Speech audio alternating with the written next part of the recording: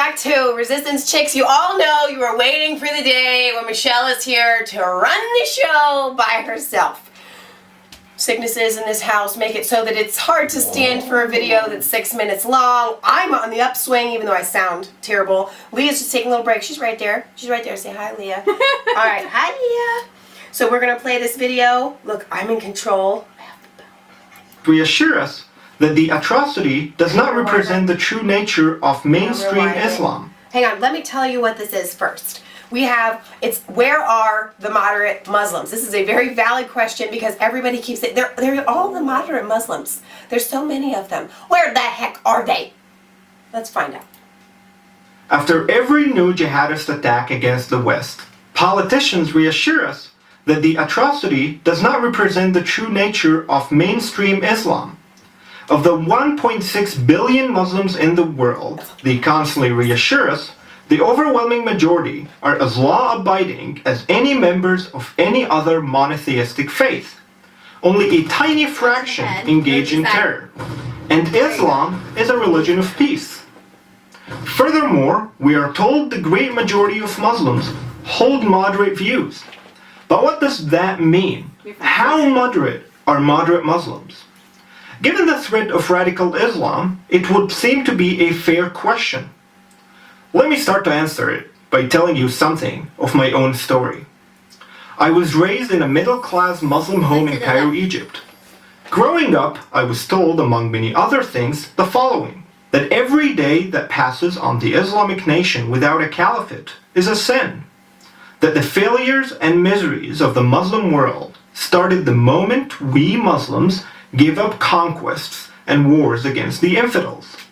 That our prosperity depended on conquering new lands and converting new believers.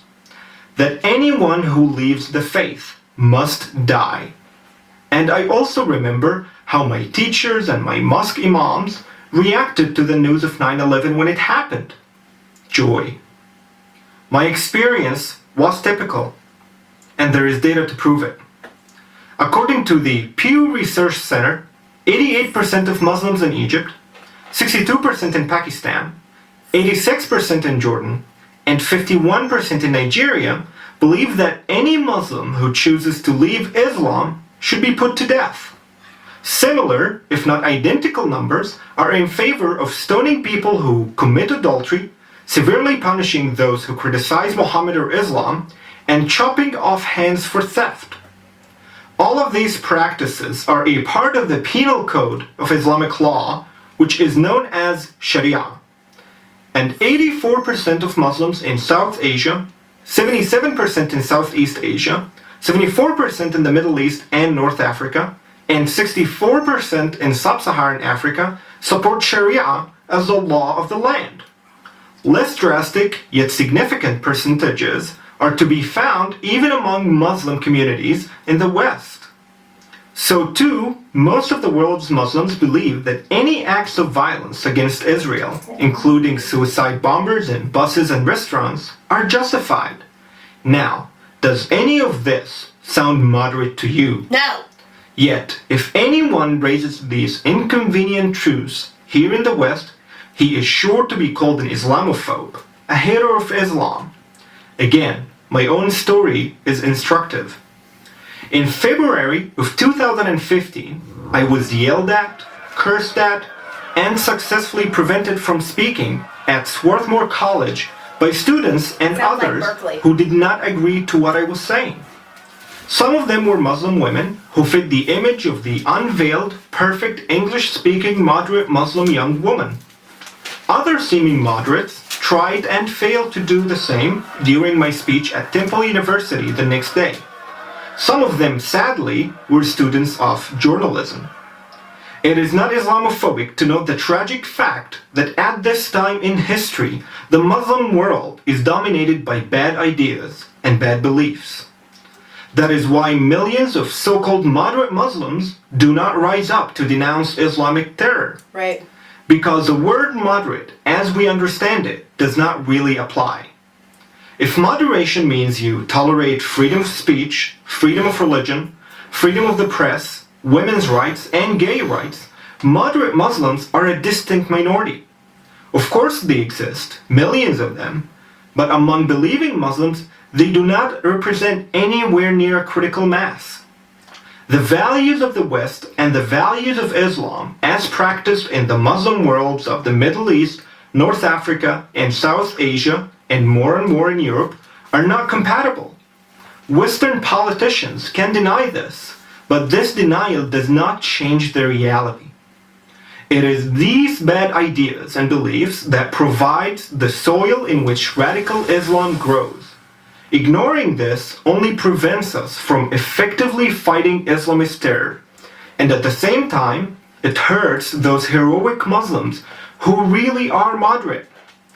Until we begin to tell the truth about Islam, always in respectful language, the only solution to Islamist terror will never take place. That solution is Islam reforming itself. Right. I do believe that reform is possible. It can, of course, only be done from within Islam.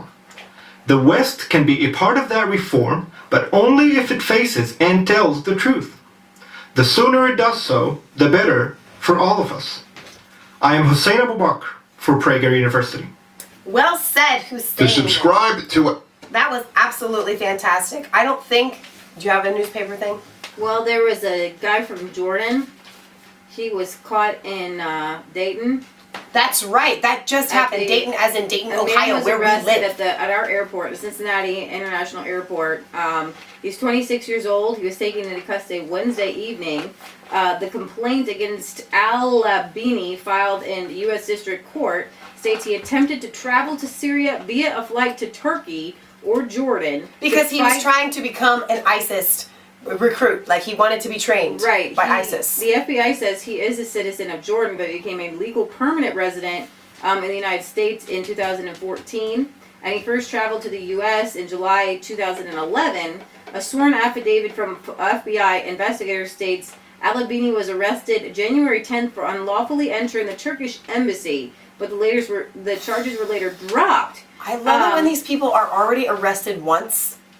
Like, later, after he went into the Turkey embassy, he said that he was just trying to talk to somebody. And he said 2 days later, he tried to travel to Turkey via Amsterdam, but he was denied entry because his Jordanian passport had expired.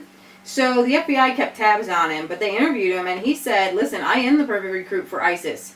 He has posted pro-ISIS videos on Facebook and supporting ISIS's desire for a unified Middle East. And then when they talked to him about going into that Turkish embassy, he said, listen, security is very lax at the embassy, and if I had a bomb on me, I swear to God, 3 embassies would have done down. I don't know if that was a typo. It literally says done, D-O-N-E, done down. I don't done know down. Come down. Done did it. So the FBI actually, you could show them this. The FBI hired an ex-convict to keep tabs on him, and they kind of put him in entrapment, and they actually used the ex-con to give Albini $1,500 to see what he would do with it. And he bought a plane ticket to go fight. And he told the guy, they have him on recording, he's going to go fight for ISIS in Syria. So that's like 100 different things going on there in that article. And the fact that when you talk to a lot of these Syrian soldiers, he says that most of these people aren't even Syrian. They're Islamic militants from all over the globe. He said that even if he joins Al-Dawla, which is ISIS, and only fires a couple of shots before he is killed, it would be good because he would be inciting the faithful, the court documents stated. So that was right here, just around our corner. Right in Ohio, in our own backyard. Dayton is just a hop, skip, and a we can jump get to from Dayton here. in 50 minutes if you're driving fast. Yeah, and then locally in Blanchester, some girl was on national news because she was hidden in a basement. Yeah, some guy, in a like, shed. literally in Blanchester. You guys don't even know where that's at. But again, we can drive there in like 25 minutes. Less than that. 20 minutes. She was, excuse me, found underneath the guy's shed because he dug a hole under his shed and kept this woman there. And she was crying, and people called the police because they heard her crying. Thank God she's okay. She was 30 years old. The police said, I don't know why he's not in jail. But then other people said he wasn't too bad. He wasn't so bad. Weird. Why are we bringing this up in connection to Muslims? When Patriot Gallery showed us that news that she had found, the video that it was on, what was his name? I can't remember. I can't remember. We'll put the link up here. He's like, listen, there's a lot of crazy stuff that's going on right now. Evil. And evil. And you guys know how we always bring this back to God. Many of you don't. No. A few of you don't like it. Many of you love it. You know you do. We are in the battle that is supernatural. Evil against good. God against the devil. Whatever you want to call it. So whenever you see an evil that is so atrocious like that, you lump it in the same The same poor pile. girl, when she was found having like a seizure and convulsing. Yeah, could you imagine? I mean, the fear, the terror. Yeah. So, all right, you guys. This is Michelle and Leah sitting on the sidelines. Sorry, guys. She loves you anyway. You know she does. Signing off for Resistance Chicks, where it is not just a conspiracy. I love having both hands. Not just a conspiracy theory. If it's the truth, don't forget to like, comment, and subscribe to Mass Faith 3 and Resistance Chicks. Ring the bell for notifications. Find us on Facebook. Follow us on Twitter. We love you. God loves you. God bless America. Lee always throws stuff. Oh, is my hair messed up? No, everything's okay. We're all fine here. But I wanted to throw something because Leah always throws the stuff. Okay. So I was getting my very best Leah on. How did I do? Good.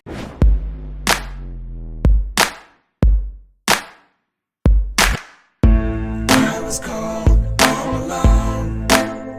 No place for home every day. So afraid. But you go